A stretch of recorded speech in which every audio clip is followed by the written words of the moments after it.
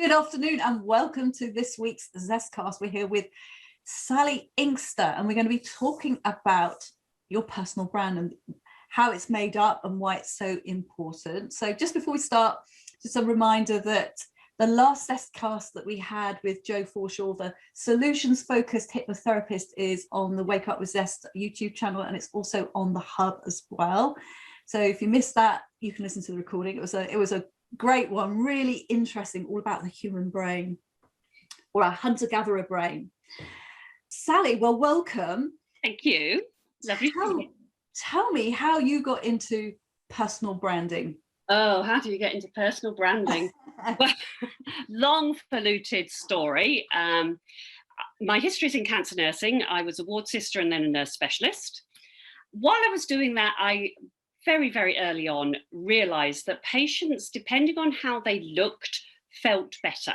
So when I was a student nurse, if I washed a patient, put curlers in her hair, lipstick on, pink nightie, always felt better than she did before you started. End of subject.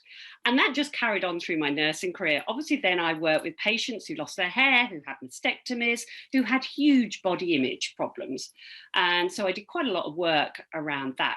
When I left nursing, because I had 3 children and we moved to New York and various other things, so I stopped nursing and decided to bring up my 3 children, which was great. But then I got bored and thought I need something else to do. As you do, I fell into styling, because of what I'd done around body image and confidence. So I started helping friends. That turned into a small business. And I did that for 12, 15 years. It was great. But when my youngest went to university, I wanted to do something that harnessed everything I'd done in the past. I didn't want to start with a new career. I didn't want to start with a new business, but I didn't really want to do styling anymore. And I didn't want to go back into nursing. And I really couldn't think what to do. So I worked with a coach. And what I ended up doing was making myself or giving myself a personal brand based on everything I'd done in the past. And I thought, oh, do you know what? That's what everybody needs to do, especially when you get to either a certain age where you've got lots of different careers behind you, or you are trying to get yourself promoted, or you want to start your own business, or actually you just want to be sure on who you are. And that's what personal brand is, really. It's quite a lot of self-awareness. And self-awareness comes in 2 different parts. So that's what I did, and that's what I help with people. So I can just start talking now, and you just have to stop me when you want to ask a question, because I can talk about this about midnight tonight. So, well, if anyone has any questions, please just put them in the chat box, or feel free to unmute and ask a question. So how do you define your personal brand? Well, yeah, comes back to the self-awareness. So first of all, you really have to find out who you are. Now, you know, we're all of us, whatever age we are, we all think we know ourselves. But then when we start doing a little bit of work, we realize actually we don't. And sometimes a lot of the time it's, oh, well, I'm not very good at that. Oh, I'm not very good at that. Oh, I'm not very good at that. But actually, we need to find out what we are good at and what we are about. Because when we start delving into this self-awareness, self-development, it can often seem negative because we think, oh my goodness, I've got so much work to do and everybody's better off than or doing better than I am. And I lose my temper and I'm not very good at this and I'm not very good at that. It seems negative. And actually, I described it this morning actually on a post I did, that self-awareness is a bit like climbing a hill of life. You know, in life, things go wrong and it seems an uphill struggle. And we get to the top of this big hill or mountain. And you get there and you look out and the clouds are completely over the view. And you can't actually see who you are, what you've done, what you stand for, anything. And so self-development really, it isn't a negative, but it is, as you do it, you sort of part those clouds. And the whole thing about it is if you move the clouds away, you can suddenly see with great clarity what it's about. And that is really good for you to understand who you are, what you stand for, and how you can help people, whether that is in an employment situation or whether that's as a business. But the biggest thing is, and the hardest thing is, because self-awareness is two sorts. Intrinsic, which is all about how we view ourselves, and then extrinsic. And extrinsic is actually the hardest because it's how other people view who you are. And actually, if you're standing at the top of that hill and you've managed to part the clouds, you can say to them, oh, well, that tower over there is such and such a church, and that's that castle, and that's that landmark. But you can explain to them and they can see.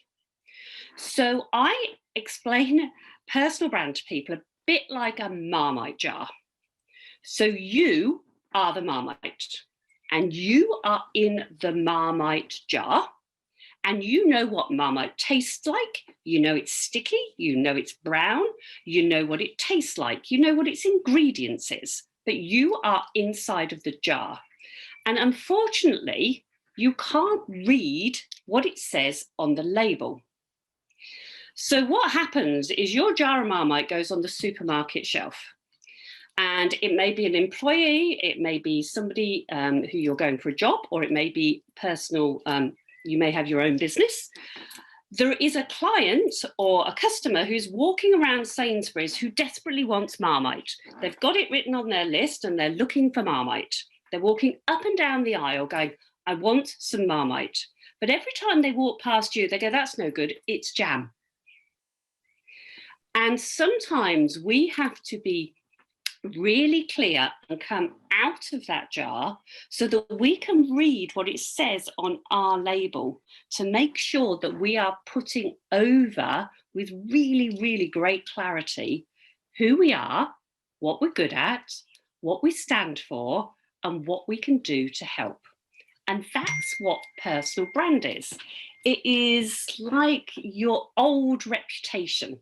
So years ago, when everybody worked in one little office or one little community, everybody would know, I don't know, Sandra Bloggs, who sat over in the corner because she had pet rabbits and she likes coffee and she's very, very kind. And if you have any problem, you go to her.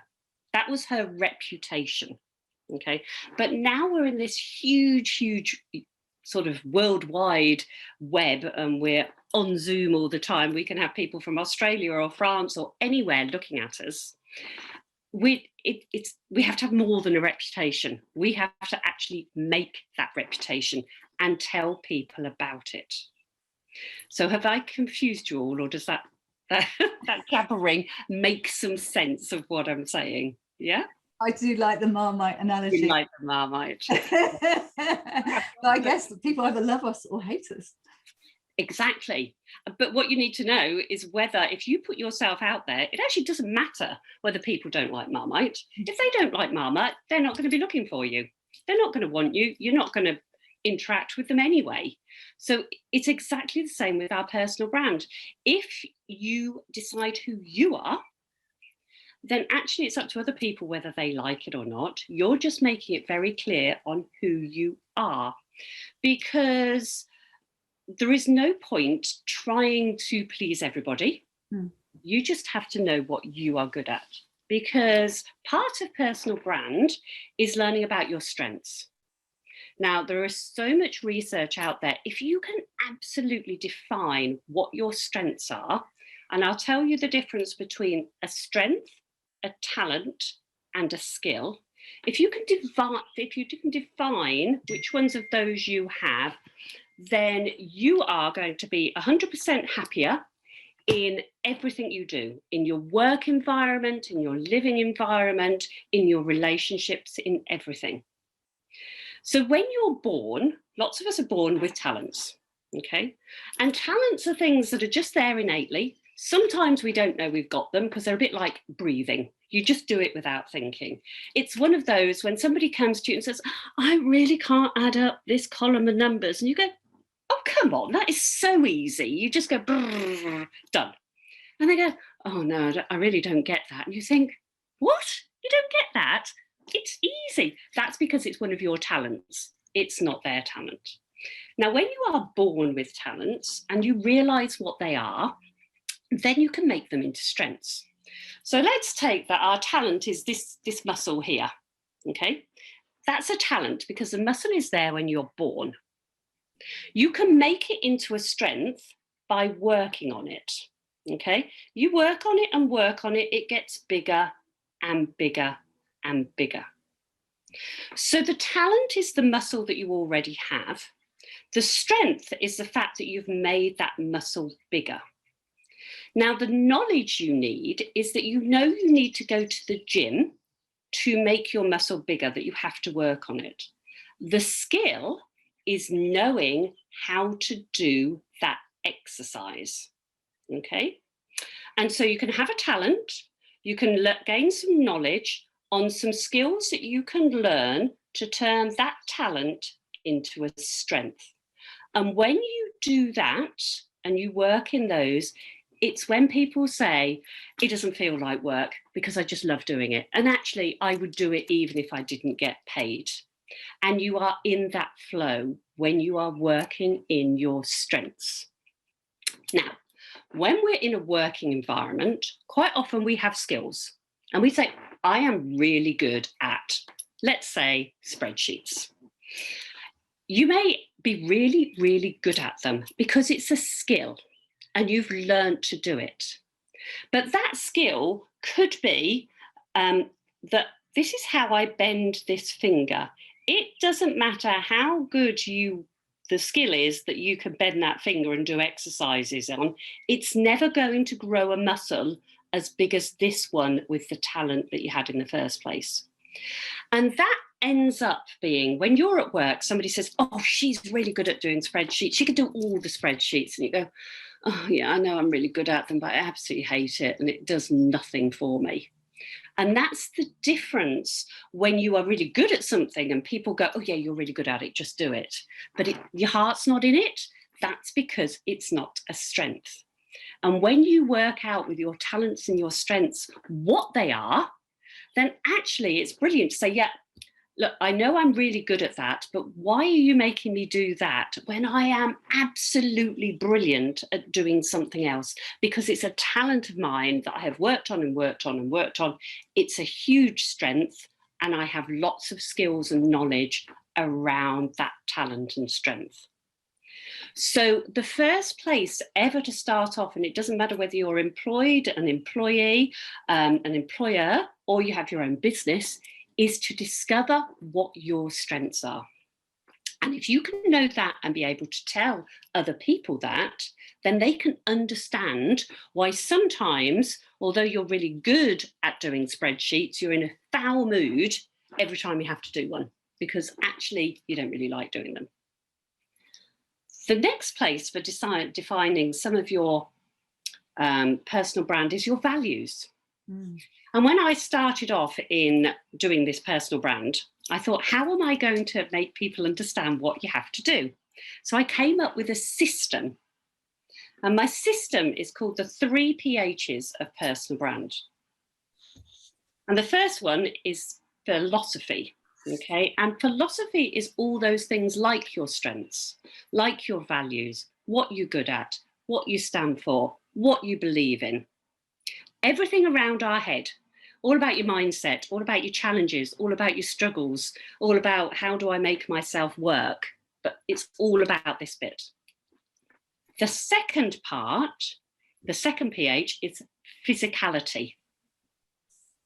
And physicality is about you physically. And this is where my styling came in, because actually it is about first impressions. What do people think of you when you walk into a room? Because it doesn't matter how much you try, everybody is judgmental.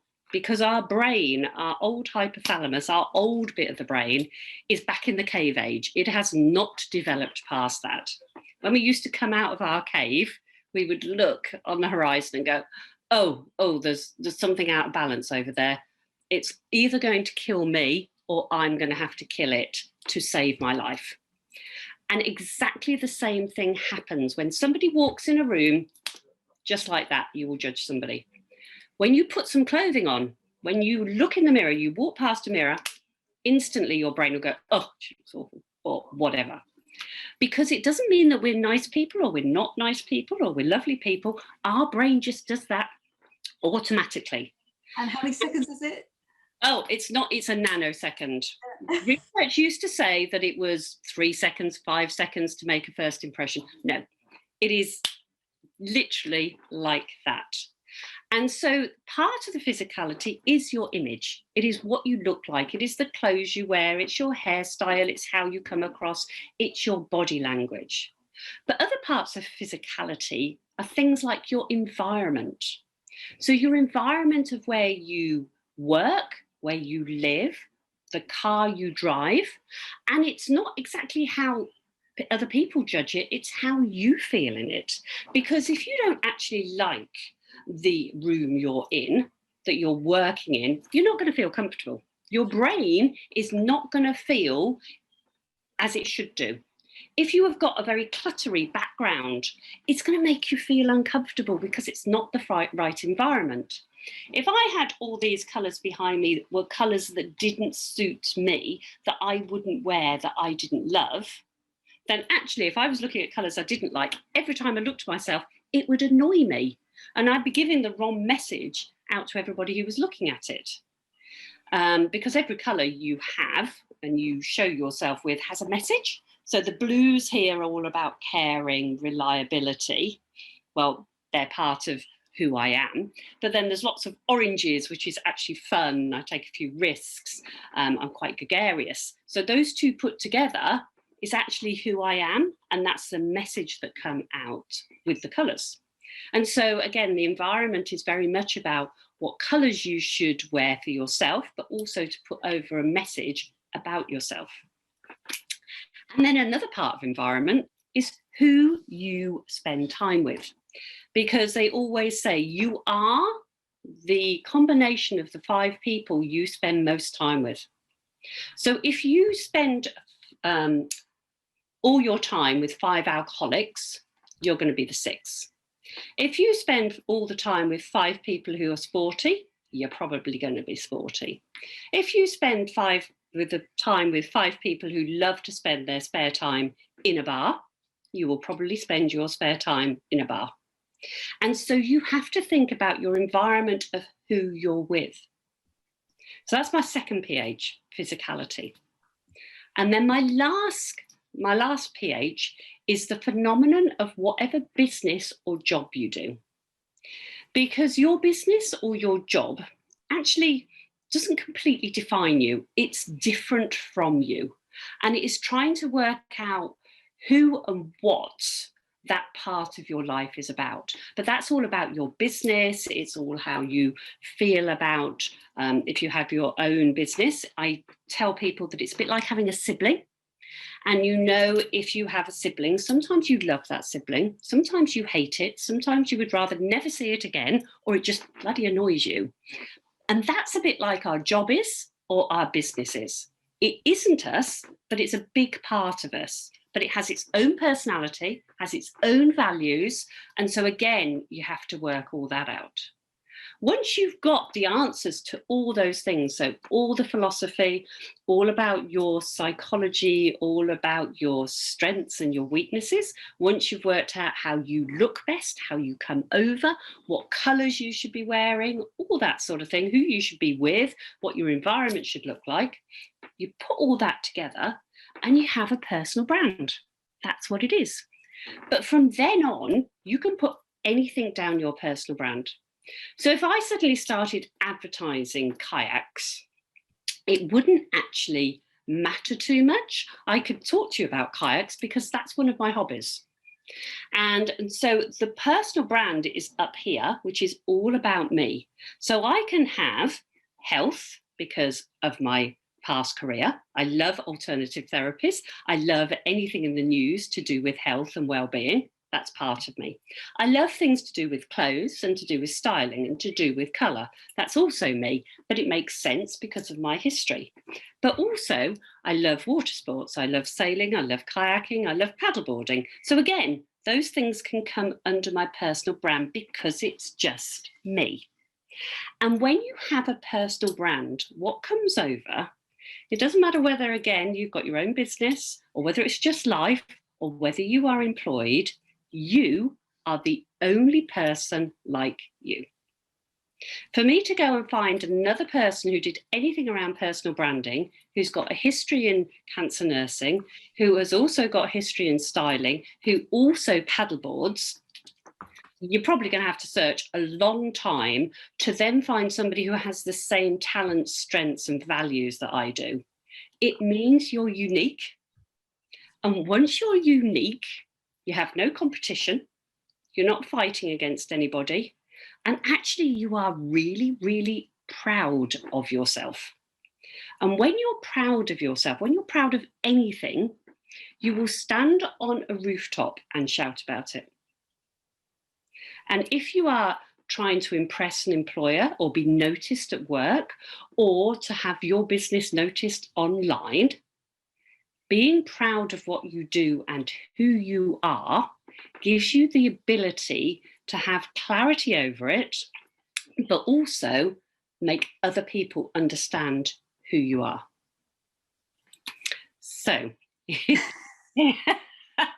that is ever such a lot of information, I know. But when you are passionate about a subject and you know so much about it, it's really hard not to sort of want to throw it at everybody to say, just find your personal brand. Yeah. On your own, it takes a while. I was going to say, so well, you kind of talked about where you start, but yeah, take a little bit of a deep dive into, say, how you would help people find their personal brand. Okay. I think you can find your personal brand on your own, but if you work at it, it will probably take you about 18 months. That's the experience I have working with people who have tried to do it before. And then when they come to me, I can define it in a because it's very instinctive, but it's not a way you would think about it. So I can do it. I work with some people just for a month because they say, I've got a new business or I'm going for a promotion. I want to define my personal brand so that I can talk in an interview about what my talents are, what my strengths are. I want to know to be able to wear the right clothes, and I want to know that I'm networking with the right people. So we can do it in a month. But also, you can take a bit longer to do it. You can do it. I've got an online course that people can do, but I do work with people over a longer period of time, over a year, because sometimes defining your personal brand is one thing, but then putting it out there, making sure that everything is consistently you, because the hardest thing is that external, that extrinsic self-awareness, other people understanding who you are. Because unless you are so bored of putting your message across, then actually other people don't understand it. You know, some of my posts, I remember going, I can't write that again. I cannot. I am so bored of writing. It's who you are and what you. But the thing is, it's only when you get bored of it that other people start to hear it, understand it, and get clarity around it. So does anybody have any other questions? Or have I just bombarded you with lots of information? So does anybody actually have a personal brand? Everybody has a personal brand. Oh, are you using it to your best advantage? Yeah, that's a good one. Or is it something that you want to work on? I know there's a few of you from the corporate world. Yeah. And I mean, I work with quite a lot of barristers in the corporate world, because barristers, although they're in the corporate world, are actually self-employed. And, you know, all barristers are barristers. You know, you get criminal barristers. There's lots of criminal barristers. How do you make yourself different? You know, what is the different thing that you do? Is it the way you approach it? What is it you do differently? I love working with barristers. Are some of you from the legal profession, is that right? Yep. So I'm not legally based, but I have been a magistrate for the last 12 years. And so I do criminal and family magistrating. So I quite like the law side of things as well, which is why I work with barristers, because sometimes they come in, especially into magistrates' courts, and they waffle till the cows come home. And I'm going, come on, put a bit of personality in it, please, rather than just. And so that's how I get some of my clients through that one. So has anybody ever thought about working on their personal brand? Or is it one of those things that you just thought, oh, I'd do it anyway? It's an interesting one, you know. I think from my perspective, and I suspect Victoria, my colleague, who's also on the call as well, you know, it's just about differentiating ourselves when we're out there, particularly looking for new work. You know, for most clients, most businesses, and we're commercial lawyers. For most businesses, it's a given that we can do the law, and we can sit and debate about whether the other lawyers are good or not. But you know, the general assumption of the world out there is that lawyers can do what they say they're going to do. So we need to find a way of differentiating ourselves when we're going out there, trying to do that. You know. Trying to pick up that new work, and you know, all of us are trained as lawyers. But you know, the legal training doesn't look at all about the sales, marketing, you know, how you get the new work, all of that kind of stuff. You know, we do very much tend to be self-taught in that regard. So you know, without wanting to big up Victoria too much, in her in her specialist area of law, you know, she knows stuff that there's very few people in the UK probably know that stuff, and it's really, really niche. And it's about, you know, for me, it's about giving the likes of me and Victoria the confidence to be able to go out there and actually not worry about what we don't know, but you know, how we can maximize on what we do. Yeah, I think also you can personal brand a small team, because when you are looking at the bit I talked about, the phenomenon, when you get together, if you've done your own work on your own strengths and your own talents, so let's say Victoria, is one of her strengths is she's a great communicator. And let's say, James, one of your strengths is something different. Yeah. Put those two together, it makes them very, very strong. Yeah. And then the two of you go, okay, well, this is our business. So the phenomenon of the business is one of the things, how do we want to make our clients feel? Yeah. And what is the purpose of what we're doing? And when you come up with words like that, it may be that we want people to feel safe. We want them to feel they're probably not going to be excited because it's the law and usually but they want to feel reassured. That may be a word you want to use. Yep. And so when you come up with those perhaps 5 words that you use very frequently in your marketing, or you know, when you're out talking to people, then people start to hear those. If you use 100 words, they all just mix in together and nobody takes notice. But if your consistency is there all the time and you have a cohesive reason of what makes you different, and it may come down to the personal bit. It may be that Victoria's strength is communication, and actually she's a stand-up comedian in her spare time.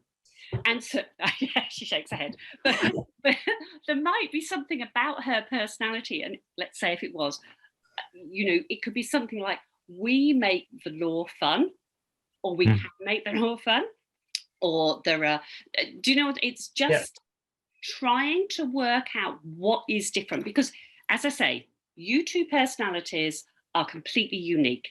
Put you together, that makes it even more unique. Yeah. When you discover what those things are, actually there's no competition, because there are going to be people who are looking for that tiny niche that Victoria has. And it's far easier for you just to talk to people who are looking for that tiny little niche, and then lots of other people will see you. So it's a bit like if you have got 5 ml of food colouring and you are walking along a promenade at a seaside town. You have got the sea on the right-hand side, and you have got a swimming pool, outside swimming pool that's sort of connected to the sea, but it's on its own. Do you understand? An outside swimming pool? Yeah.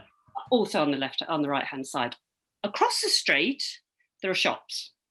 One of those shops is a fish aquarium shop, and it has various tanks in the window. So you've got 5 ml of food colouring. Let's say it's red food colouring. You put the red food colouring into the sea. Promenade's full of people. Nobody's going to notice that red food colouring. put it into the swimming pool. Swimming pool might look a bit pink, but people just say, oh, peculiar coloured swimming pool. But if you put your 5 ml of food colouring in one of those fish tanks across the road, everybody who walks past it is going to see that bright red fish tank. Even if they weren't looking for a bright red fish tank, they are going to see it because it stands out. Yeah. And that's what you need to do as a small team or as an individual to stand out and be noticed. Yeah.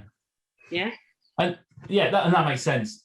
And for me, correct me if I'm wrong, it's, I think you've alluded to it earlier, it is about maximizing on people's strengths. I always, if you try and get somebody, I find that, to be a public speaker and they absolutely hate it or can't do it, struggle with it, whatever it might be, it's almost akin to getting that person to write with the left hand if they're right-handed. Yeah. And you'd be far better off getting somebody within that team that really, really wants to do that kind of thing and letting them do it. Yeah. And working out what your team's strengths are is absolutely paramount when you're working in a team. Because what is the point of saying, actually, you're really lousy at public speaking. Let's make you better. Let's invest loads of money and we'll train you and we'll do this. What's the point? You might as well have somebody who's just really good at public speaking. If that's their strength, then just use them for it and say, actually, don't you bother speaking. You can do the writing or, the numbers or whatever it is. You need to do, yeah. And then when you're employing somebody else, you can go, okay, we've got the public speaker, we've got the person who's good with numbers. What we need is somebody who's really good with people. Yeah. And then that's not, because as you say, you're all lawyers, everybody, you can do the law, but you need somebody who's good with people. And then you have a very good personal brand of your company as well. It's interesting because I don't think in legal services enough time spent on looking at that kind of thing. I mean, we try and recruit on whether people be a good fit. We have what we call our glass of wine test, which is essentially, would you be prepared to sit in with this person in a bar for an hour or so and have a glass of wine? Because if not, frankly, there's no point in having any more discussions with them because they're clearly not going to fit. But we don't really take it much further than that. It's not lost on me that from a mindset, from a strengths perspective, we probably ought to be doing a little bit more work around that kind of stuff. Absolutely, and sometimes having a glass of wine with people. The trouble is, we are attracted to people who are like us. And so you will be attracted to somebody to having a glass of wine who has the same interests as you, probably to a certain extent some of the same strengths as you, because you've got lots to talk about and you get on really well. But there's no point in having two Jameses in the business. I don't know. Lots of Jameses is what I say. But anyway. You'd all get on very well. I know what you mean. Yeah. But you see what I mean? Yeah, I do, yeah. And it's the same with communication. You communicate with people the same as you communicate. It's like we're all English here, we're all speaking English. That's great, you all understand me. But if I come on today and Rachel have invited people who didn't speak English, spoke another language, actually they wouldn't get anything from this at all, unless I learned a few words of that language. And in actual fact, if we were working in an international company, you would need lots of people who spoke all different kinds of languages, even though you weren't communicating with them. You need something of each in a team, because otherwise your team is sort of top heavy or bottom heavy or falling over. Yeah. But it's so interesting. And if you go on, has anybody Google incognito to themselves? Okay, when you go I did it before the call because I knew this was coming up. So if you put your name into a computer and it's your computer and Google recognize it's your computer, and it will give you things that it knows you want to see. So it will show you pictures of you. It will talk about you first. If you go onto Google Incognito, it can't use any of your history. And so you will then see what other people see when they put your name into the computer. Yeah. Yeah. It's interesting. It is. I worked with a coach, actually, he's quite a famous coach, who couldn't understand why his marketing wasn't being, you know, he wasn't getting enough people on his website. And he eventually did Google incognito and discovered there was a bloke on death row with the same name as he had. He said, what can you do? You know, it's very difficult. Sometimes you think, okay, so he's got a lot about him. There was all the history and, you know, he'd had appeals, all kinds of things. And then there was little old him. And he had to compete with it because you can't get rid of somebody else who's there. Well, on death row, maybe you can eventually, but no, I know what you mean. History is still going to be there, though. You know, and sometimes, you know, it may come around, well, actually, we have to change the business name or use a different name because no, it's a good point because there is an author. There's an author called James Geary, and if you stick my name into Google, unless you're going to stick sort of EMW or, you know, the firm that I work that I'm partner in or whatever it might be, you know, you just get pages and pages and pages of this guy. It wasn't me. Yeah, isn't you? And actually, when you think to yourself, I think, what am I going to have to do to get above him in Google? I'm going to have to write more than his 27 books or whatever he's had #1 books. Yeah. And actually that's a big thing for a lawyer to have to do. So is it a name change then, Sally? Is that my own option? What are we going to go with, James? I don't know. We will help you. Open to suggestions. Yeah. Well, I had the same thing. There's an actress called Rachel McGuinness, but the Rachel is spelt differently. However, I did come above her, and I think the first 2 or 3 entries on Google Incognito were mine, so that was good. And I also checked the images as well, and I was quite surprised to see. I thought, oh my God, how is that on Google? But and how old is that? Yeah, I know, exactly. There was nothing indecent on me, so that's fine. But it is quite an eye opener when you do it. So we'll all go home and have a go at doing that one. Exactly. Any top tips to take away? Any top tips to take away? Well, definitely the Google. Yeah. Definitely, if you want to do something about it, literally write a list of all those PHs that I said about and tick them off, you know, and look at them. But the second one is to work with somebody. It really does help. It makes it quick. It makes it easy. And, you know, there's lots of people out there who help define you. But especially when you're doing a website, if you're making a website for your business, you need that website really, really to reflect you. And unless you know who you are, what you stand for and how you help, and what your message is to absolute clarity, so down to a few words you use a lot of times, then actually your website isn't doing you any favors. Because people don't, and quite often people will have a different website, to have a different LinkedIn, to any other social media you have. I mean, I guess as a business, you'll be on LinkedIn, but your LinkedIn needs to be very, very consistent with your website so that all the colors are the same, the fonts are the same, the words are the same, because otherwise people just get confused. The second people get confused, they don't buy. Whether it be legal services or, you know, a packet of crisps. They don't want confusion. They want absolute clarity.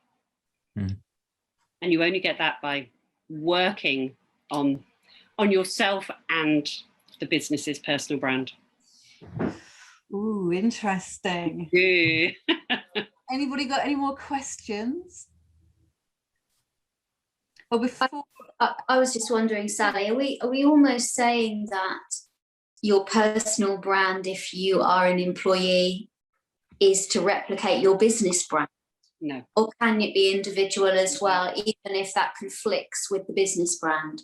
Okay, I think it will conflict, but not completely. So it depends whether you're a small team.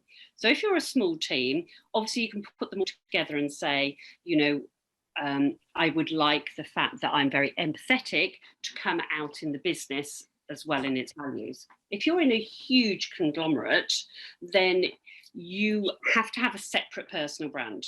I mean, if you were in an American company now, if you were an employee, you would have a personal website, and your personal website would talk about you, and it may have some very sort of personal photos, but things that showed you climbing to the top of the mountain, and mindset and your strengths and your beliefs and your values would be on your personal webpage, so that if somebody was in your company and a boss said, right, I want to know about Victoria Dobson, where is she? Oh, she's, you know, in that office down there, does that, let me just check her out. She's got her own personal brand website, and she go, okay, yeah, I know what she's good at. Okay, we could use her.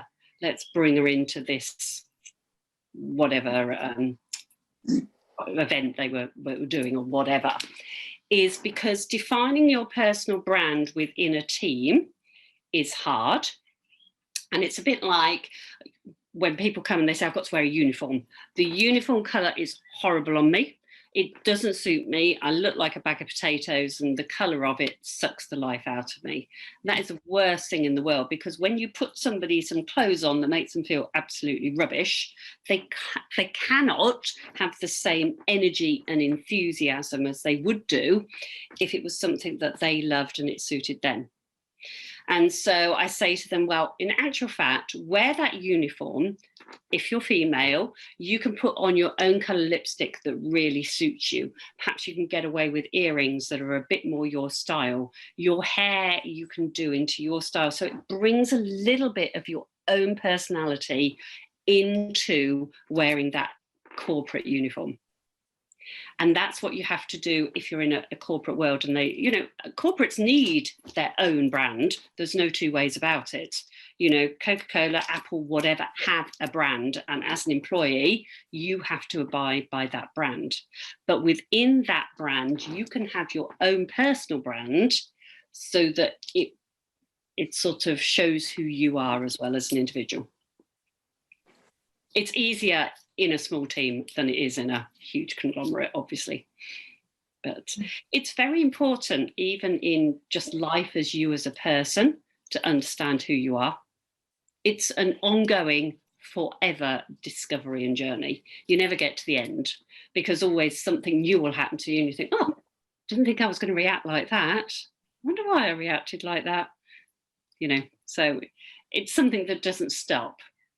And I guess at the end of the day, it comes down to curiosity, being curious and who you are and why you do what you do.